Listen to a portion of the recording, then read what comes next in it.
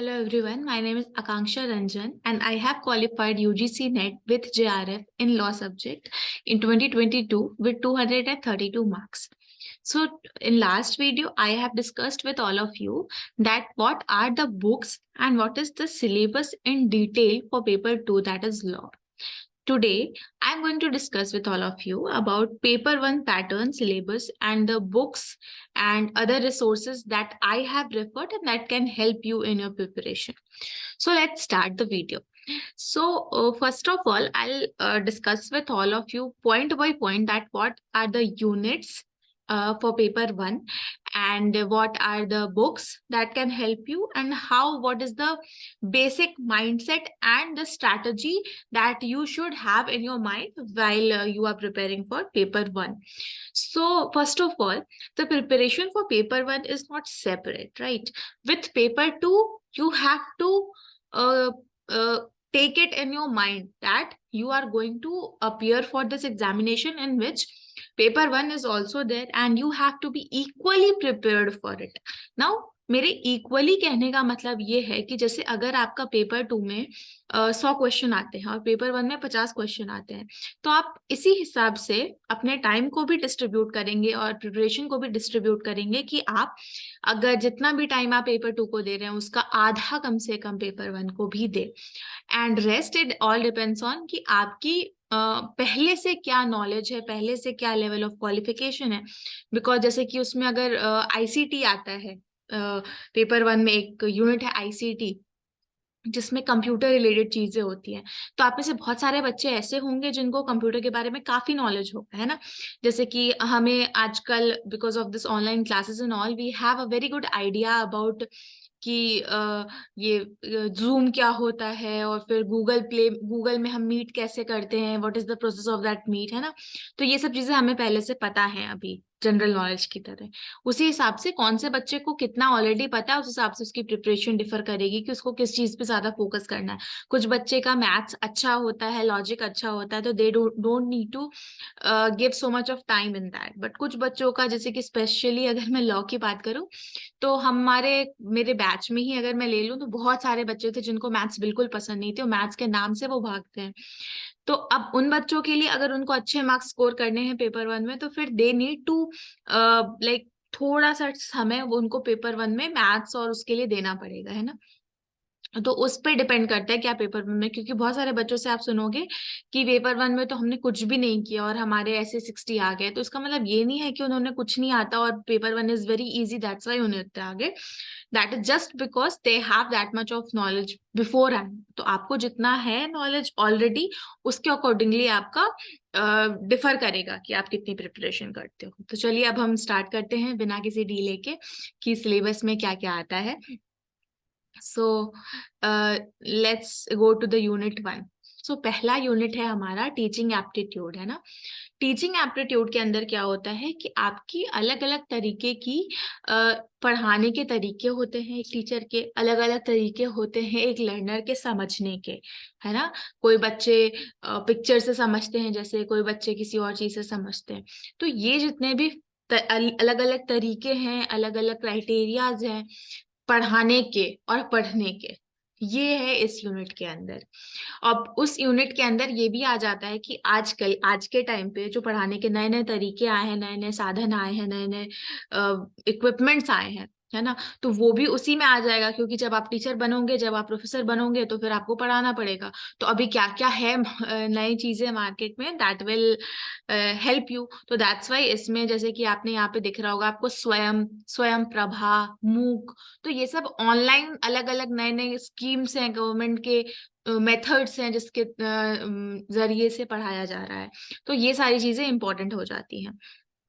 वैसे ही जैसे आईसीटी का भी हेल्प होता है टीचिंग में आजकल, जैसे कि आप कंप्यूटर पे ही अभी यूट्यूब पे खोल के ये देख रहे हो ना वीडियो, तो इसके थ्रू आप पढ़ाई कर रहे हो. तो that is why computer is a great help right now in today's time. So that's why that also becomes important. Also recently अभी आपके स्कूल में हो सकता है आपने देखा हो, मतलब उस सिस्टम में अंदर रहे हो, कि सीबीसीएस सिस्टम आया है जिसमें आपके क्रेडिट्स होते हैं, चॉइस बेस्ड होता है, जिसमें आपको कॉलेज में इलेक्टिव्स मिलते हैं कि हाँ इनमें से आप चूज कर लो। तो ये डिफरेंट डिफरेंट जो नई नई स्कीम्स है गवर्नमेंट की, नए नए तरीके हैं, नए नए वैल्यूएशन सिस्टम्स आए थे कि एफएज होंगे, यूनिट टेस्ट होंगे, किस हिसाब से होंगे, और क्लासेस में क्या क्या, वो सारा जो सिस्टम है ये सारा का सारा ये सब कुछ आपको इस यूनिट के अंदर पढ़ने को मिलता है। तो ये एक तरीके से मैं कह सकती हूँ कि ये थियोरेटिकल यूनिट नहीं है कि आपको इसमें कुछ चीजें याद कर लेनी है और वो आ जाएगा, ना ही ये प्रैक्टिकल यूनिट है जिसमें आपको मैथ्स या कोई सम लगाने हैं। ये थियोरेटिकल यूनिट का मतलब एप्लीकेशन वाला पार्ट है जिसमें आपको कॉन्सेप्ट्स पढ़ने को मिलेंगे, थियरीज पढ़ने को मिलेंगी, बट उनको आप अप्लाई करना सीखोगे, माइंड उस कॉन्सेप्ट्स में अप्लाई करोगे, और फिर जब क्वेश्चन आएंगे तो उसमें आपको अप्लाई करके निकालना होगा आंसर। फिर आता है आपका रिसर्च एप्टीट्यूड। ठीक है, अब रिसर्च एप्टीट्यूड जो होता है इसके अंदर, जैसे बहुत सारे आप में से होंगे लॉ वाले स्टूडेंट्स जो देख रहे होंगे इस वीडियो को, तो आप जब मास्टर्स करते हो तो आप रिसर्च पेपर्स लिखते हो, डिसर्टेशंस लिखते हो, और आपका मेरे हिसाब से मास्टर्स के टाइम पे एक सब्जेक्ट भी होता है रिसर्च का, है ना। तो उसमें आपको सिखाते हैं बहुत सारी चीजें कि कैसे हाइपोथेसिस बनता है, कैसे अलग अलग मेथड्स होते हैं, क्वांटिटेटिव, क्वालिटेटिव, उसके अंदर भी कितने सारे होते हैं, एक्सपेरिमेंटल क्या होता है। तो ये सारी चीजें आपने तब पढ़ी होंगी अगर आप लॉ वाले हो तो, और भी बहुत सारे कई ब्रांचेस में होगा ये रिसर्च का चैप्टर। तो ये सेम वही है, जैसे कि मैंने जब तैयारी की थी ना, तो ये मुझे मैं उसी के साथ कर लिया था मैंने, तो उसके लिए मुझे बहुत ज्यादा अलग से दिमाग नहीं लगाना पड़ा, टाइम नहीं देना पड़ा, क्योंकि मैं वहीं पे वो सब्जेक्ट पढ़ चुकी थी। तो इसमें आपके आ जाते हैं कि कितने तरीके की रिसर्च होते हैं, क्या क्या रेफरेंसिंग होती है, रेफरेंसिंग कौन कौन तरीके की होती है, क्या डिफरेंसेस होते हैं उसके अंदर। फिर आप आईसीटी का यूज कैसे रिसर्च में करते हो, कंप्यूटर का। फिर उसकी एथिक्स क्या है, ये जो मैंने रेड में हाईलाइट किया हुआ है, तो एथिक्स में आ जाता है कि कैसे आपको मतलब प्रॉपर रेफरेंस देना होता है, आप कुछ गलत नहीं कर सकते, चीट नहीं कर सकते ना, तो वो मोरालिटी आ जाती है। फिर जो आप रिसर्च कर रहे हो तो उसमें जो पार्टिसिपेंट्स हैं उनको कैसे आप मतलब क्रेडिट दे रहे हो, या फिर उनकी प्राइवेसी का कैसे आप ध्यान रख रहे हो, तो ये सारी चीजें आपकी एथिक्स में आ जाती हैं। तो ये सब आपको पढ़ना पड़ेगा इस वाले यूनिट में। तो ये भी टीचिंग एप्टीट्यूड की तरह का यूनिट है, जो कि पूरा पूरा थियोरेटिकल नहीं है कि आपको इसमें कुछ चीजें बिल्कुल रट लेनी है, डेट्स या फिर ऐसा कुछ, और वो याद रखना है, बट ये भी कंसेप्ट्स हैं, आपको कंसेप्ट्स पता होने चाहिए किसमें क्या होता है, एक्सपेरिमेंटल क्या होता है, हिस्टोरिकल क्या होता है, क्वालिटेटिव और क्वांटिटेटिव में क्या बेसिक डिफरेंसेस है। ये सारी चीजें आपको समझनी होंगी, ताकि आप जब क्वेश्चन आए तो अप्लाई कर सको अपने कंसेप्ट्स। फिर आता है आपका थर्ड यूनिट जो कि है कॉम्प्रिहेंशन। अब इसमें कॉम्प्रिहेंशन में भी यही है कि जैसे बहुत सारे बच्चे होंगे जिनको ये करना ही नहीं पड़े, प्रैक्टिस ही नहीं करनी पड़े, क्योंकि उन्होंने ऑलरेडी क्लैट में या किसी एग्जामिनेशन के लिए तैयारी की रही होगी और रीडिंग कॉम्प्रिहेंशन उसमें पढ़ा होगा। तो वही रीडिंग कॉम्प्रिहेंशन है, नॉर्मल सा पैसेज होता है, उस पैसेज के अकॉर्डिंग में क्वेश्चंस होते हैं, उसके ऑप्शंस में से आंसर देने होते हैं। तो इसमें कुछ बच्चों को बिल्कुल टाइम नहीं देना पड़ेगा, ये अपने आप भी हो सकता है। कुछ बच्चों को नहीं आता, अगर है ऑलरेडी प्रैक्टिस नहीं है तो थोड़ी बहुत प्रैक्टिस की जरूरत है। जैसे मैंने थोड़ी बहुत प्रैक्टिस कर ली थी एग्जाम के 1 महीने पहले, मैं जैसे रोज एक आध लगा लेती थी, किसी दिन टाइम मिला तो, ऐसा करके इसका एक रिफ्रेश हो जाता है मेमोरी की किस हिसाब से मुझे इसको प्रोसीड करना है। बाकी इसमें बहुत ज्यादा टाइम नहीं लगता है इस वाले यूनिट में। फिर हमारा आता है unit number 4, that is communication. Now communication is also similar to teaching and research aptitude, जिसके अंदर आपको कंसेप्ट्स पढ़ने होते हैं, थियरी नहीं है ना, प्रैक्टिकल है, कंसेप्चुअल है, अंडरस्टैंडिंग है। तो ये बहुत छोटा सा यूनिट होता है, आपके किसी भी बुक या किसी भी जगह पे ये बहुत लेंथी में नहीं होगा, बहुत छोटे में होगा, इट्स वेरी मच कंसेप्चुअल। और बहुत सारे इसमें नए नए चीजें ऐड हो जाती हैं, जैसे कि जो सिलेबस में ना हो एग्जाम्स में आ जाती हैं। तो ये बहुत ज्यादा लॉजिकल यूनिट भी है, जिसमें आपको अपना कॉमन सेंस, लॉजिक और जो आसपास आप देख रहे हो उस हिसाब से चीजें अप्लाई करनी पड़ती है। फिर उसमें जैसे बैरियर्स दिया हुआ है, तो अब बैरियर्स होते हैं जैसे कि उसमें आपको पढ़ने को मिल जाएंगे कि कैसे सिमेंटिक बैरियर होता है, कैसे फिजिकल होता है, साइकोलॉजिकल होता है। अब उसका क्या मतलब है, तो जो कम्युनिकेशन हम लोग करते हैं उसके अंदर, जैसे कभी होता है लैंग्वेज के कारण हम एक दूसरे की बातें नहीं समझ पा रहे हैं, कभी होता है कि हम एनवायरमेंट जो हमारा है वो अप्रोप्रिएट नहीं है, इसलिए हम उनकी बातें नहीं समझ पा रहे हैं। तो ये सारे क्या है, बैरियर्स आ जाते हैं। तो इसको आप थोड़ा सा कंसेप्ट इसके कौन से कौन होते हैं ये आपको देखना पड़ता है। फिर आपका आ जाता है mathematical reasoning and aptitude. This is a very I would say जिनको आता है उनके लिए मोस्ट इजीएस्ट, बिकॉज इसमें उनको बिल्कुल एफर्ट नहीं लगता है। जिनको नहीं आता है उनके लिए बहुत डिफिकल्ट, उनको लगता है कि ये सब तो मैं नहीं, मतलब इसको स्किप कर देते हैं बहुत सारे लोग। बट मैं आपको ये सजेस्ट करूंगी कि आपको अगर मैथ्स नहीं भी पसंद है ना, तो भी आप इसके जो बेसिक बहुत थोड़े से आपको दिख रहे हैं ना इसमें, तो आप उसमें से बस थोड़े से क्या करें कि फॉर्मूलाज देख लें, बेसिक प्रॉफिट को कैलकुलेट कैसे किया जाता है ये देख लें, बेसिक फॉर्मूलाज एटलीस्ट देख लें, और उस फॉर्मूला को अप्लाई कैसे करते हैं उसके लिए 1-2 क्वेश्चन, 3-4-5 क्वेश्चन लगा लें। इतना एकदम बेसिक करके भी जाएंगे ना तो वो एकदम बेसिक क्वेश्चंस आते हैं, बिल्कुल बेसिक, बिल्कुल ज्यादा उसमें एफर्ट नहीं डालने वाले होते हैं। तो अगर आपको बिल्कुल बेसिक्स आएंगे ना तो आपको इजीली इसमें मार्क्स आराम से 5 क्वेश्चन जो है बन जाएंगे, 5 में से 3 तो बन ही जाएंगे, that is more than sufficient for you. फिर आपका आ जाता है मैथमेटिकल के बाद आता है लॉजिकल रीजनिंग। अब लॉजिकल रीजनिंग काफी लेंदी यूनिट है, क्योंकि इसके अंदर आपका इंग्लिश जो नॉर्मल लॉजिकल रीजनिंग है वो भी आ जाती है, और इंडियन लॉजिक भी आता है। और इंडियन लॉजिक अपने आप में ही एक सब्जेक्ट जैसा है, काफी लोगों को डर और डरावना लगता है। लेकिन मैं आपको इजी तरीका बताती हूँ कि कैसे इसको करें लॉजिकल रीजनिंग को। बहुत ही बेसिक से आप पहले बिल्कुल अंडरस्टैंड करें कि आर्ग्यूमेंट क्या होता है, कोई भी आर्ग्यूमेंट बनता है उसका क्या स्ट्रक्चर होता है, स्ट्रक्चर का मतलब क्या होता है, बिल्कुल जीरो से शुरू करें। ठीक है, जीरो से, क्योंकि इसमें आप जितना आगे बढ़ते चले जाएंगे बिना पीछे का अंडरस्टैंड किए हुए, उतना आप लूज करेंगे इसको अंडरस्टैंड करना और क्वेश्चन सॉल्व करना। एकदम बेसिक्स जब तक आपके क्लियर नहीं होंगे ना, तब तक आप इसके कितने भी अच्छे से अच्छे ट्रिक्स लगा लें, कुछ भी लगा लें, आपको अच्छे से क्वेश्चन सही नहीं बनेंगे। और अगर आपका इसका बेस क्लियर होगा तो आपको कितने डिफिकल्ट से डिफिकल्ट क्वेश्चन आ जाए आप इजीली उसको कर सकते हो। तो प्लीज इसमें वर्ड बाय वर्ड एकदम बेसिक से शुरू करो। कहाँ से करना है वो मैं आपको एंड में बताती हूँ कैसे करना है, बट हाँ ये बहुत ध्यान से करना। और इसमें जैसे कि फॉर्मल फैलेसीज होती हैं, फैलेसीज क्या होती हैं, हम कोई आर्ग्यूमेंट देते हैं उसमें क्या गड़बड़ी है, क्या गलत है, क्या फॉल्स है, किसके कारण ये आर्ग्यूमेंट गलत बन रहा है। तो वो भी दो तरीके की होती है, फॉर्मल फैलेसीज होती है, इनफॉर्मल फैलेसीज होती है। तो ये इनकी पूरी लिस्ट होती है। तो ये सब बिल्कुल बेसिक कंसेप्चुअल अंडरस्टैंडिंग है जो आपको एक बार अच्छे से कर लेनी है, और एक ही बार काफी है, फिर बस रिवाइज करना होता है। इसमें बिल्कुल ज्यादा मेहनत नहीं लगती है ये वाले यूनिट में, और बहुत अच्छे मार्क्स आते हैं। तो इस पे बहुत ज्यादा फोकस आपको अलग से करना है। अब इसमें जो इंडियन लॉजिक है ये इसी लॉजिकल रीजनिंग का पार्ट है, और इंडियन लॉजिक में भी बहुत बड़े बड़े शब्द दिखेंगे आपको जो आपको डराएंगे। लेकिन आप अगर डरेंगे नहीं और छोटे छोटे बच्चों की तरह एक एक शब्द से समझेंगे और शब्द बाय शब्द आगे बढ़ेंगे, तो भी ये भी एक ही बार करना बहुत सफिशिएंट होता है, बाद में बस रिवाइज करना होता है। ये बहुत छोटा भी है, ये लेंदी भी नहीं है, 5-7 वर्ड्स मेन है जो याद कर लो तो उससे कितने सारे क्वेश्चंस बन जाते हैं। तो ये जो है आप काफी ध्यान से और नोट्स बना के वर्ड्स याद करने हैं, तो just make a list for your self, for every new word that you get, for everything, right.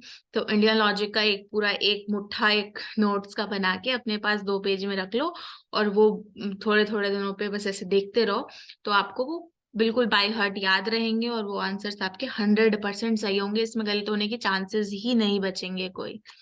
इसलिए इस पे बहुत ज्यादा ध्यान देना। फिर आपका आता है data interpretation. This is much more like maths only, कि आपको परसेंटेज निकालना, प्रॉफिट लॉस निकालना, प्लस माइनस करना, डिवाइड करना, मल्टीप्लाई करना, कितना समझ में आता है, कंसेप्ट कितने समझ में आते हैं, क्योंकि इसमें भी आपको डेटा दिए होते हैं और उसमें आपको बताना होता है कि कंपेयर करो, इसमें इसमें ज्यादा कौन है, इसमें कौन सा कितना डिफरेंस है, ये इसका कितना परसेंट था, ये क्या था। तो ये मैथ्स लगाना होता है, बेसिक मैथ्स। तो इसकी प्रैक्टिस से you can do well in this. Now आता है आपका आईसीटी। अब आईसीटी जो है ये काफी हद तक मैं कंसेप्चुअल भी कह सकती हूँ इसको और थ्योरेटिकल भी कह सकती हूँ, क्योंकि बहुत सारी चीजें याद रखनी पड़ती हैं इसके अंदर, कि इंटरनेट और इंट्रानेट में क्या फर्क है, वो डिफरेंस का पॉइंट आपको याद रखना है।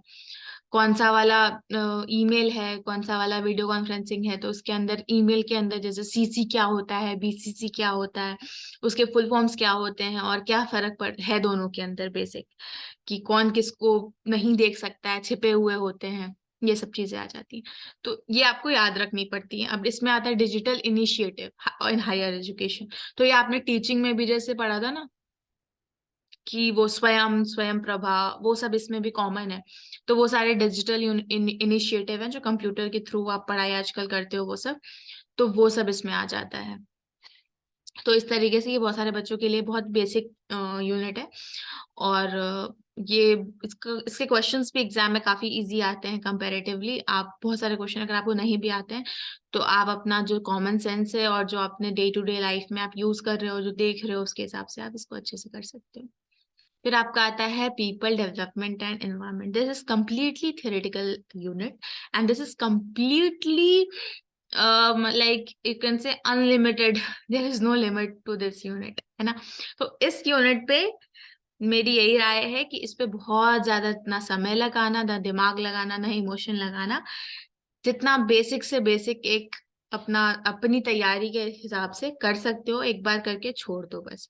कोई भी, जिसको भी आप फॉलो करते हो, कोई बुक फॉलो करते हो या कोई सब्सक्रिप्शन फॉलो करते हो, जो भी चीज आप फॉलो करते हो, choose what ever suits you and stick to that. Don't go so much of here and there and try to collect everything and don't leave anything और ऐसा वैसा।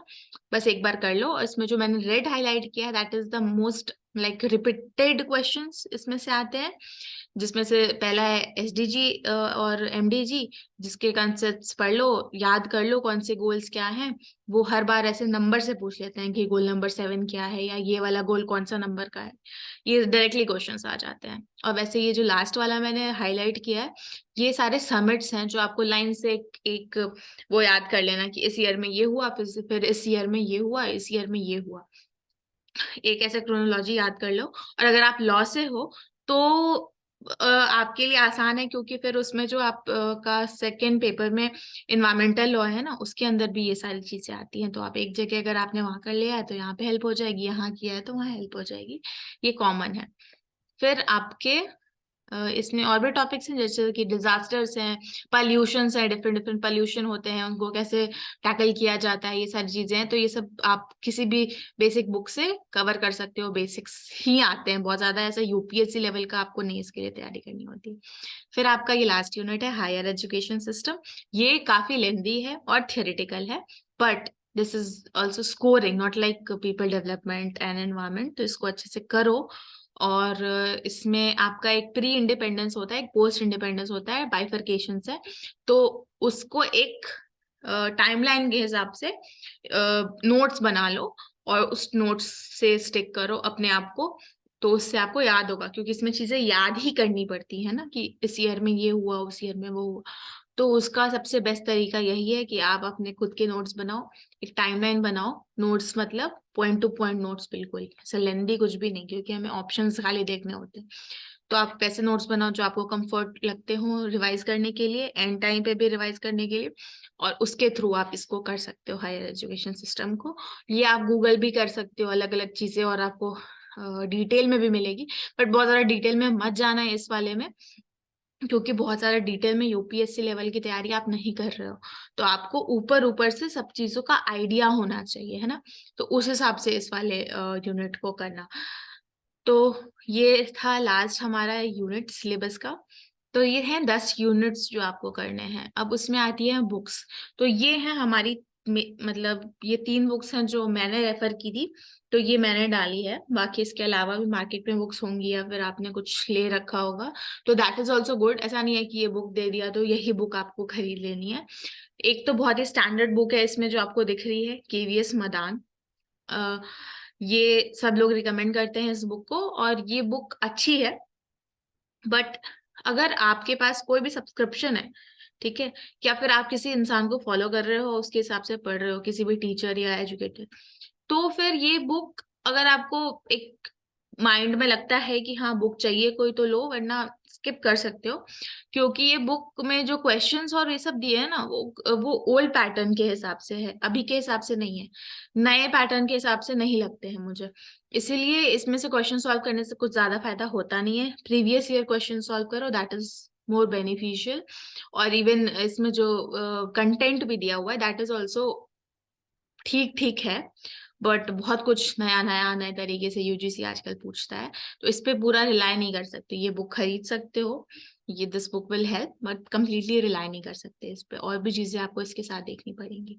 और जो ये नवनीत मैम की मैंने 2 बुक रखी है, तो इसमें जो 3rd नंबर पे आपको जो यहाँ पे बुक दिख रही है, ये है प्रीवियस ईयर क्वेश्चंस की बुक जो मेरे पास है अभी।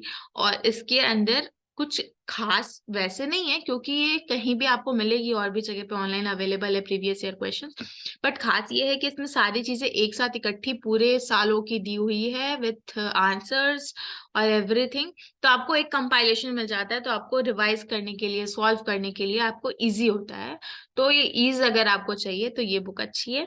और कंसेप्ट्स अगर आपको डिटेल में समझना है तो ये जो 2nd नंबर वाली बुक है, that is also her book, और ये अच्छी अंडरस्टैंडिंग के साथ है दी हुई।